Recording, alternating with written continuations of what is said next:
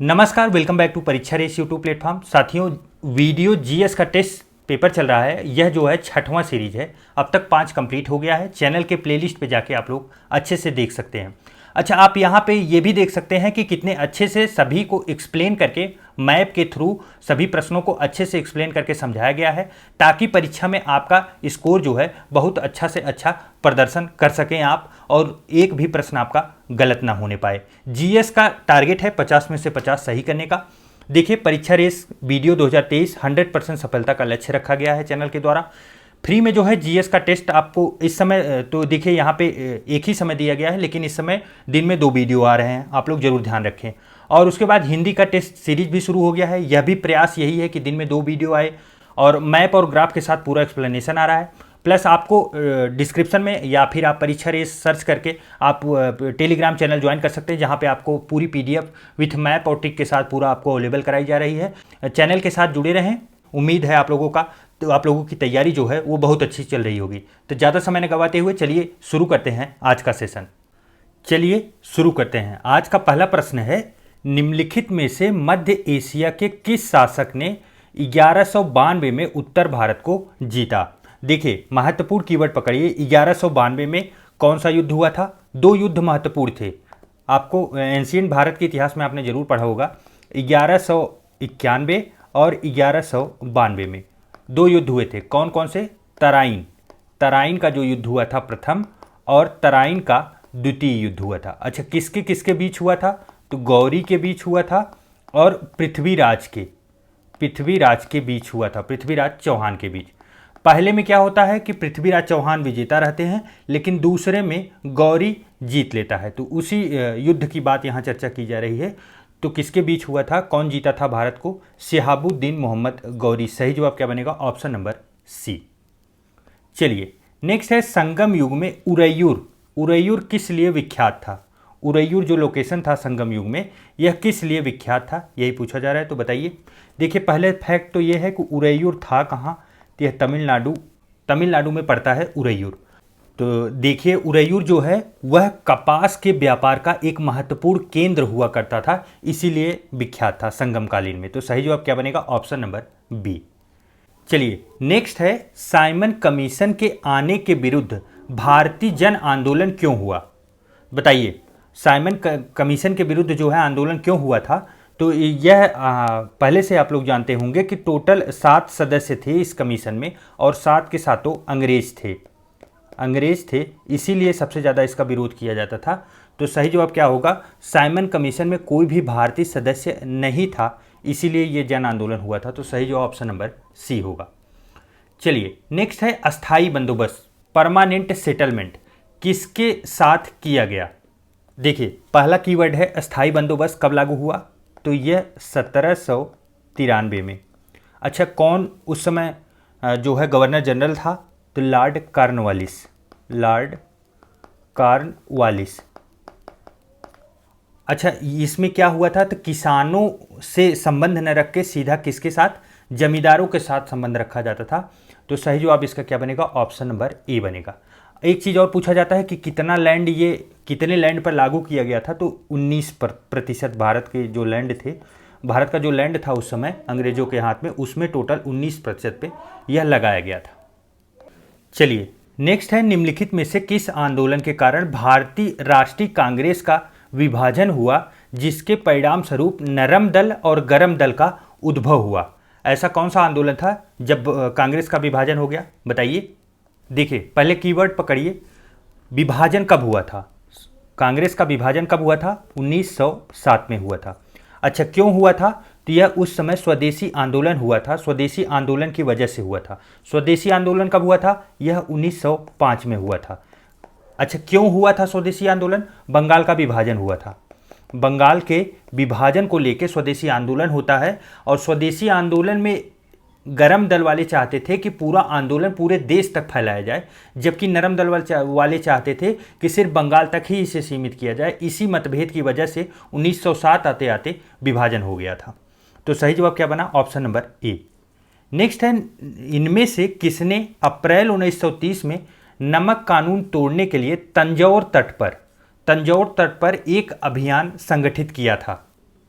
देखिए, आपको पता होगा कि जो नमक कानून तोड़ा था वो गांधी जी ने तोड़ा था 6 अप्रैल 1930 को। कब? 6 अप्रैल 1930 को। अच्छा, इनके साथ साथ सब लोग पूरे देश में सब लोग समुद्र के तट पर पहुंच रहे थे, बड़े बड़े नेता अपने अनुयायियों के साथ, और जाके एक साथ जो है नमक कानून को तोड़ने का उल्लंघन कर रहे थे। तो उसी में पूछा गया कि तंजौर तट पर कौन गया था। तो देखिए, तंजौर तट पर गए थे सी राजगोपालाचारी। तो सही जवाब क्या बनेगा? Option number B, previous year का प्रश्न है, आप लोग याद रखिए। नेक्स्ट है, गंगा के मैदान की पुरानी कछारी मिट्टी कहलाती है। पुरानी कछारी मिट्टी को क्या कहा जाता है? देखिए, इस टॉपिक को समझने से पहले आइए हम लोग पहले मैप पे देखते हैं कि बागर, खादर और भाबर ये सब चीज़ें होती क्या हैं। देखिए, आप देख रहे होंगे ये ट्रांस हिमालय का क्षेत्र है, और हिमालय के बगल में जो छोटे छोटे पत्थरों का टुकड़ा आता है जिस लैंड पे, उसे भाबर बोला जाता है। उसके बाद उसके नीचे के क्षेत्र को तराई कहा जाता है, और तराई के बगल वाले क्षेत्र को आप देखेंगे, ये वाला क्षेत्र जो है, तराई के दोनों साइड बगल वाले क्षेत्र को आप देखेंगे, ये बांगर है। अच्छा, बांगर में जल जल्दी नहीं पहुंचता है, पहले से ही उथला हुआ क्षेत्र है, जो मतलब मैदान का भाग है, मैदान का उथला हुआ क्षेत्र है, यहाँ पे जल हमेशा नहीं पहुंचता। बल्कि इसके एवज में आप देखेंगे खादर एकदम जल के बगल वाला क्षेत्र होता है, नदी घाटी के एकदम बगल वाला क्षेत्र होता है खादर। खादर में क्या होता है कि जब भी एक्सेस में बाढ़ आती है नदी में, तो नदियाँ इतना ज़्यादा मतलब सब पौष्टिक चीज़ें लेके जाती हैं सॉइल के लिए कि वहाँ जाके इकट्ठा होती है, इसीलिए इसे खादर भी कहा जाता है। खाद आपको पता है पौधों के लिए फायदेमंद होता है, तो एक दूसरे एवज में इसी शब्द का प्रयोग किया गया है। तो आप इस मैप के माध्यम से सभी कंसेप्ट को पूरी तरीके से याद रखिए कि तराई का क्षेत्र कौन सा है, भाबर का क्षेत्र कौन सा है, खादर का क्षेत्र कौन सा है, तो आप उसे आसानी से समझ पाएंगे। तो देखिए, खादर जो क्षेत्र है यह एकदम नदी से लगा हुआ क्षेत्र है, और जबकि बांगर जो क्षेत्र है वह नदी से दूर है, जहां हमेशा पानी नहीं पहुंचता, वर्षा का जल ही पहुंचता है, जबकि खादर में बाढ़ के द्वारा हर वर्ष पानी पहुंचता रहता है। तराई का क्षेत्र जो है यह पहले ही पड़ता है, और इस एकदम ऊपर वाला जो क्षेत्र होता है वो भाबर होता है, और हिमालय का क्षेत्र तो आप देख ही रहे हैं, उसके बगल में सभी पूरे क्षेत्र को यह टोटल। अच्छा, ये टोटल लैंड जो है ये है कहाँ अवस्थित? तो यह टोटल लैंड आप देखेंगे जो उत्तर का मैदान है, उत्तर का मैदान जिसे आप गंगा का मैदान कहते हैं, इसी क्षेत्र में देखने को आपको मिलेगा। तो इस मैप के माध्यम से आप लोग हमेशा के लिए इसे एक बार फिर से रिवाइज कर लीजिएगा, भूलेंगे कभी नहीं। तो पुरानी कछारी मिट्टी को क्या कहते हैं? तो बांगर कहते हैं। देखिए, नई कछारी मिट्टी जो थी उसे हम लोगों ने क्या देखा था? खादर था, वो हमेशा जो है नदी के द्वारा उसमें हमेशा जलमग्न होता रहता है। चलिए, नेक्स्ट है, निम्नलिखित में से किसने अपने बादशाह पति के लिए मकबरे का निर्माण करवाया था? बताइए, कौन ऐसा था जो अपने पति के लिए मकबरे का निर्माण करवाया था? तो देखिए, वो हाजी बेगम थी। कौन थी? हाजी बेगम। अच्छा, यह इनके पति कौन थे? तो हुमायूं थे, हुमायूं। और यह भी प्रश्न बन सकता है कि कहाँ पे निर्माण करवाया गया था? तो दिल्ली में। हुमायूं कौन थे? तो अकबर के पिताजी थे, और हाजी बेगम जो है वो सौतेली माँ थी अकबर की। चलिए, नेक्स्ट है, स्वतंत्र भारत के पहले भारतीय गवर्नर जनरल कौन थे? देखिए, यहाँ पे दो शब्द आप लोग हमेशा ध्यान रखिए, पहले और भारतीय दोनों लगा है, इसका मतलब भारतीय ही होंगे। तो बताइए कौन है? तो देखिए, राजगोपालाचारी हैं, भारतीय की बात की जा रही है। अगर यही होता स्वतंत्र भारत के पहले गवर्नर जनरल कौन है, और ऑप्शन में रहता माउंटबेटन, तो माउंटबेटन ही सही होता। माउंटबेटन यह पहले थे, फर्स्ट थे स्वतंत्र भारत की। लेकिन अगर भारतीय की बात आती है तो राजगोपालाचारी है। नेक्स्ट है, भारत के राज्यों का निम्नलिखित में से कौन सा एक युग्म सबसे पूर्वी सबसे पश्चिमी राज्य को इंगित करता है? सबसे पूर्वी और सबसे पश्चिमी राज्य। देखिए, यहाँ राज्य की बात की गई है, जबकि हम लोग एकदम पूर्वी और पश्चिमी लोकेशन को भी एक बार देख लेते हैं। तो आप देखेंगे, सबसे उत्तर से शुरू करते हैं। सबसे नॉर्थन जो है इंदिरा कोल लद्दाख में अवस्थित है, नॉर्थेस्ट पॉइंट ऑफ इंडिया है। और अगर यही बात पश्चिमी की जाए, वेस्टर्न की, तो ये देख रहे हैं ये गुजरात राज्य है। गुजरात का एकदम कौन सा है? गुहार मोती लोकेशन जो है, गांव जो पड़ेगा, उसका लास्ट सिरा एकदम पश्चिमी भाग में आता है। जबकि यही बात अगर पूर्वी की जाए, तो पूर्वी में आप देखेंगे ये अरुणाचल प्रदेश का क्षेत्र है। अरुणाचल प्रदेश में किबीथू आपने कई बार पढ़ा होगा, यही जो है अरुणाचल प्रदेश का सबसे पूर्वी लोकेशन है। और वहीं अगर दक्षिणी बात की जाए तो दक्षिणी में आप देखेंगे, अगर मुख्य भूमि का देखा जाए तो कन्याकुमारी आता है, जो तमिलनाडु में अवस्थित है कन्याकुमारी। और अगर बाई लोकेशन लिया जाए कि सबसे नीचे तक भारत का क्षेत्र कहाँ तक है, आप देखिए अंडमान निकोबार में एकदम नीचे का क्षेत्र है, इसे क्या बोलते हैं, तो यह साउथर्न पॉइंट ऑफ इंडिया का इंदिरा पॉइंट बोला जाता है। तो देखिए आपको याद करने में आसानी होगा कि सबसे साउथ का इंदिरा पॉइंट, सबसे उत्तर का जो है वह इंदिरा कोल है। ये दोनों इंदिरा से ही शुरू होते हैं, जबकि पूर्व में आप देखेंगे तो किबीथू है और पश्चिम में आपका गुहार मोती जो कि गुजरात में अवस्थित है। मैप आप लोगों को PDF के साथ मिल जाएगा। आप लोग चैनल के टेलीग्राम चैनल पे जाइएगा, वहाँ से आप डाउनलोड कर लेंगे आसानी से और उसको एक बार और रिवाइज कर लेंगे तो आप भूलेंगे नहीं। बताइए इस प्रश्न का उत्तर क्या बनेगा। सबसे पहले पूछा गया है पूर्व फिर पश्चिम। सबसे पूर्व में कौन सा राज्य है, तो ये है अरुणाचल प्रदेश और पश्चिम में गुजरात है। अरुणाचल प्रदेश और गुजरात, सही जवाब क्या बनेगा, ऑप्शन नंबर डी।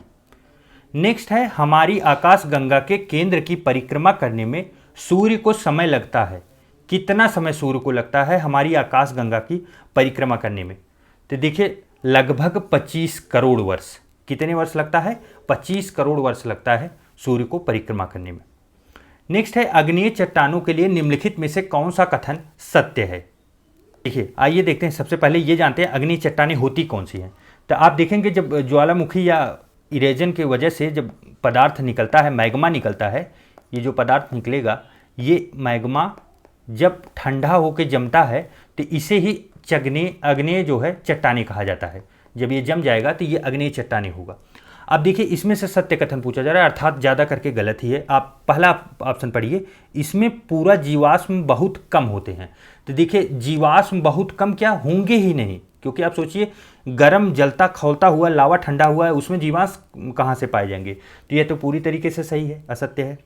उसके बाद वे जल के लिए सरंध होते हैं। तो देखिए इतना जटिल वो होते हैं कि वो लिक्विड होते हैं, लिक्विड से फिर वो जमते जमते जाके वो स्थिर ठोस रूप लेते हैं, तो उसमें सारंध तो होने का कोई चांसेज ही नहीं होता। वे क्रिस्टलीय तथा अक्रिस्टलीय दोनों हो सकते हैं। तो ये कथन जो है पूरी तरीके से सही है। सही जवाब क्या बनेगा, ऑप्शन नंबर सी। इन चट्टानों में सिलिका नहीं होता। जमीन से निकला हुआ मैग्मा है तो उसमें सिलिका तो पाया जाएगा नहीं, यहाँ शब्द लगा के इसको भी गलत किया गया है। तो सही जवाब इसका क्या होगा, ऑप्शन नंबर सी। सत्य कथन वे क्रिस्टलीय व अक्रिस्टलीय दोनों ही होते हैं। नेक्स्ट है, दिए गए विकल्प में किस दशक में दशकीय जनसंख्या वृद्धि दर अधिकतम थी। बताइए दशकीय वृद्धि दर जो है जनसंख्या की सबसे अधिक कब थी। तो देखिए अगर सबसे अधिक की बात आती है तो वो 1961 से 71। कब थी, 1961 से 71। ऑप्शन सी सही होगा। अच्छा कितना थी यह भी आप लोगों को फैक्ट के रूप में याद रखना चाहिए, और वह थी टोटल 24.80% सबसे अधिक थी। अच्छा प्रेजेंट टाइम में कितना है यह भी आप लोग याद रखिए, क्योंकि यह भी प्रश्न कई बार बन चुका है, 17.64%। तो सही जवाब इसका क्या होगा, इसका सही जवाब ऑप्शन नंबर सी है। सबसे अधिक जो है 1961 से 71 तक थी। भारत के राष्ट्रपति को यह अधिकार नहीं प्राप्त है कि वह क्या कर सके।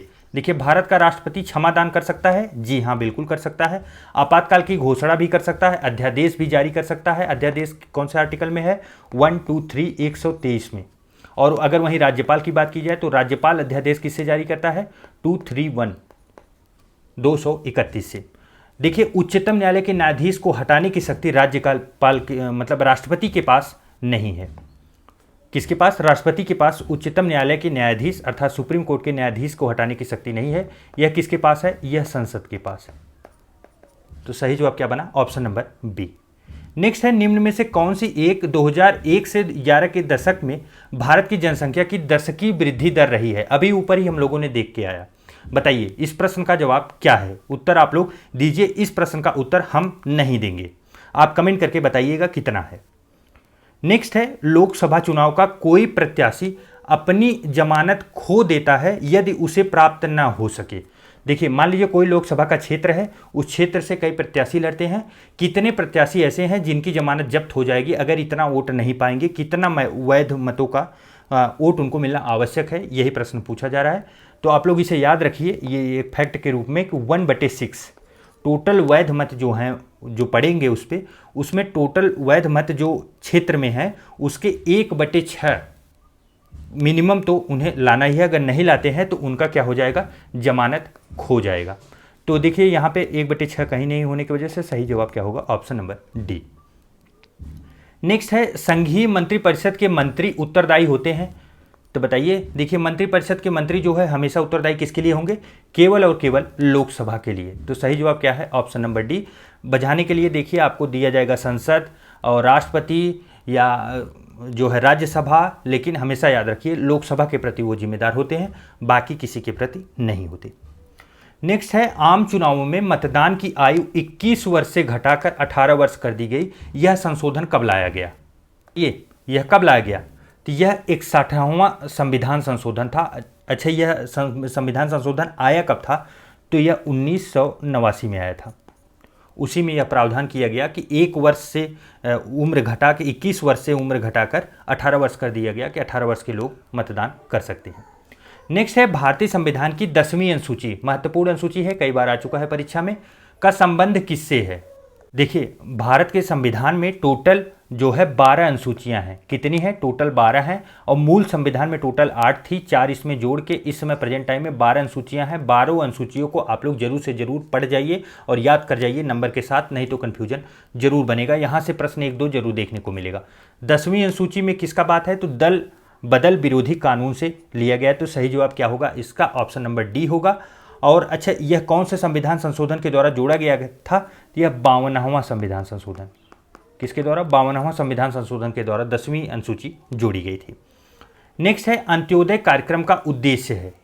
देखिए अंत्योदय योजना जो है इसका उद्देश्य यह है कि गरीबों में से सबसे गरीब जो है उसकी सहायता करना। तो सही जवाब क्या बनेगा, ऑप्शन नंबर सी। अच्छा, यह कब शुरू की गई थी, 2000 की योजना है ये, और इस समय जो है इसी योजना की मतलब इसी योजना से खाद्य वितरित होता है। खाद्य पदार्थ जो आप देखते होंगे कि गेहूँ चावल ये सब दिए जाते हैं, वो इसी योजना से लिए जाते हैं।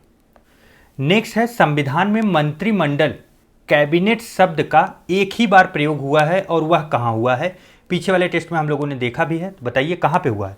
यह 352 में हुआ है, आर्टिकल 352 में, अनुच्छेद 352 में। सही जो ऑप्शन नंबर ए होगा। नेक्स्ट बताइए डायनमो का कार्य क्या है। डायनमो से आपको पता है विद्युत उत्पादित किया जाता है। इंजन के सामने इसको लगा के जब इसको रोटेट किया जाता है तो उससे जो है बिजली बनती है।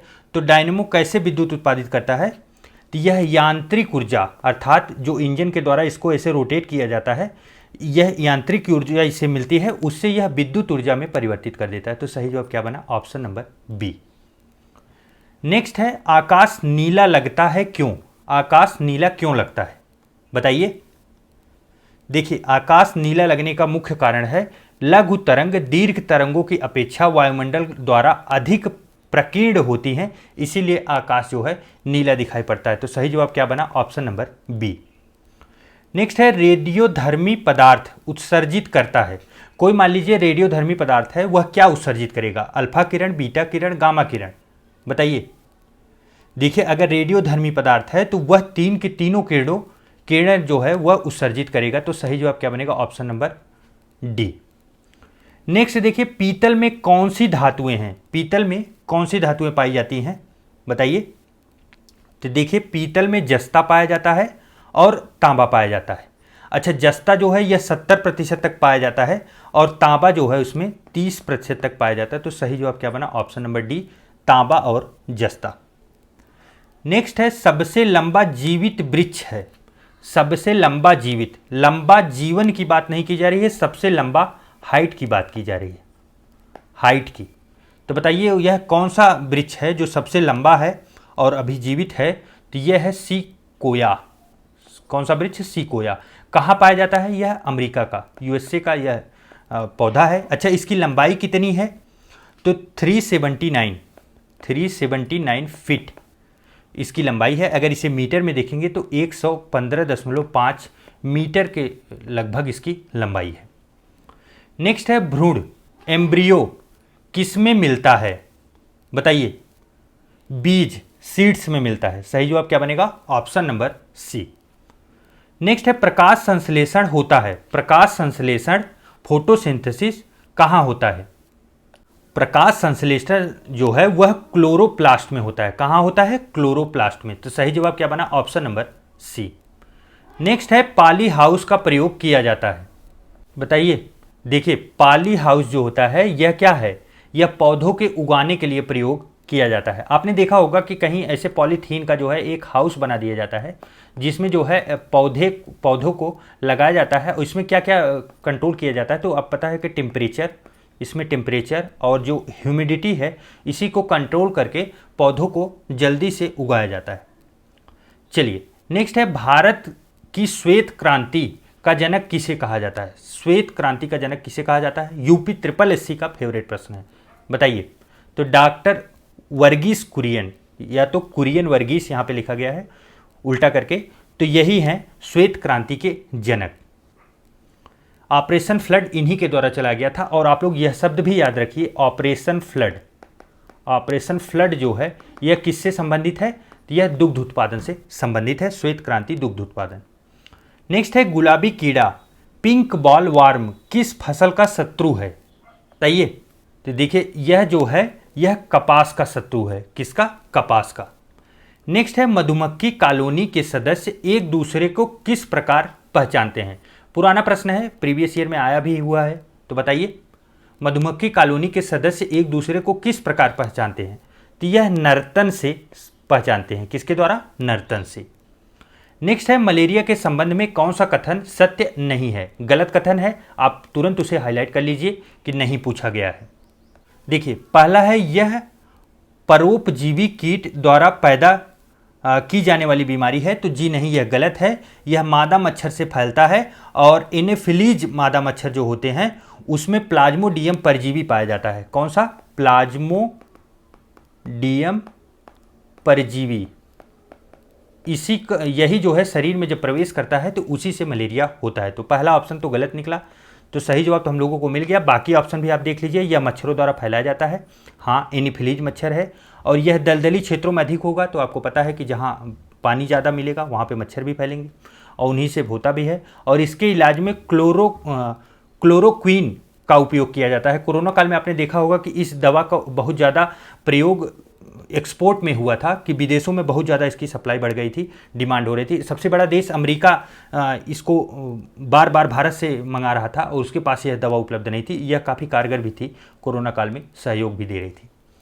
नेक्स्ट है, N.E. बोरलाग को नोबेल पुरस्कार किस में मिला था? अच्छा, पहला फैक्ट ये बताइए, बोरलाग है कौन? तो यह भारत के जो है, भारत में हरित क्रांति के जनक इन्हीं के द्वारा दिया गया था।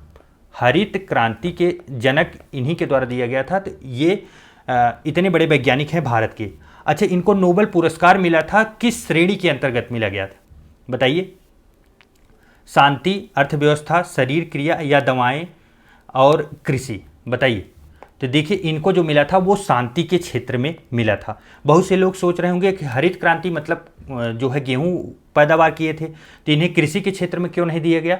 तो आप लोग ध्यान दीजिए, कृषि के क्षेत्र में जो है नोबेल पुरस्कार नहीं दिया जाता, तो इसीलिए जो इन्हें शांति के क्षेत्र में दिया गया है। पहले भी कई बार आ चुका प्रश्न है और बहुत से लोगों का गलत भी हुआ है। आप जरूर से जरूर ध्यान दीजिए।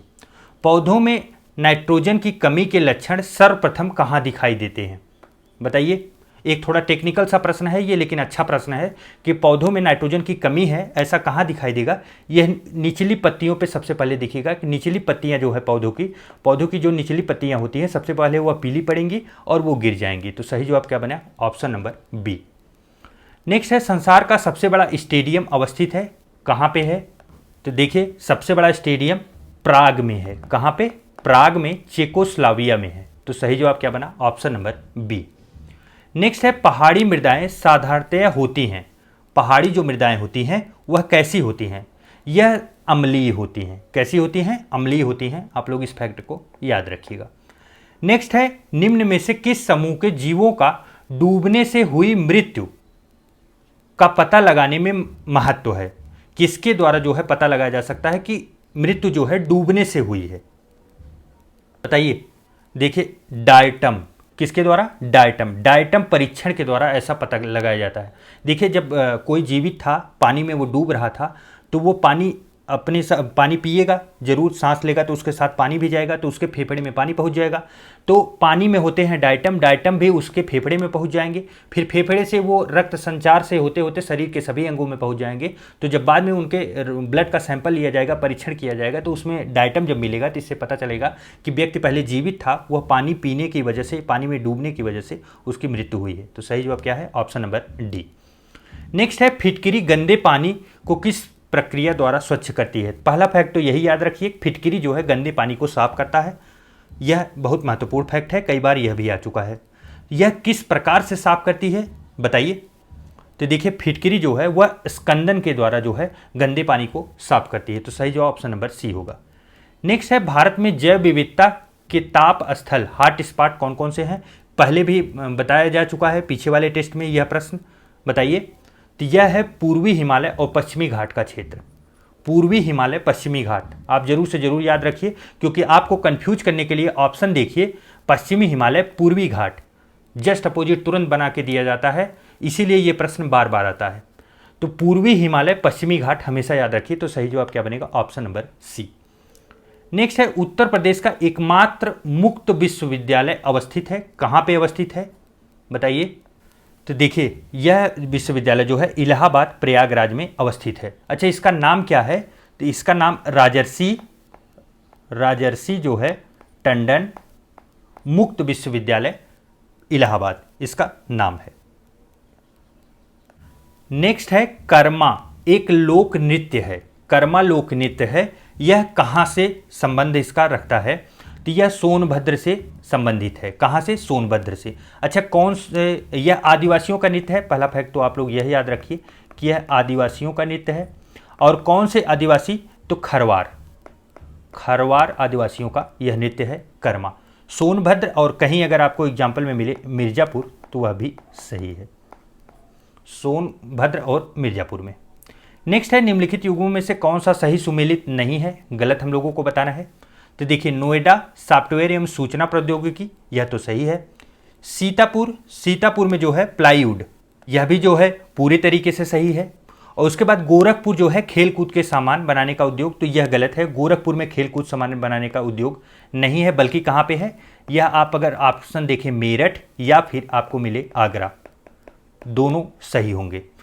और वाराणसी जो है रेशम उद्योग, साड़ी के लिए भी प्रख्यात है, तो यह भी सही है। तो सही जवाब क्या बना? ऑप्शन नंबर सी, खेल कूद के सामान बनाने के लिए मेरठ और आगरा मशहूर है।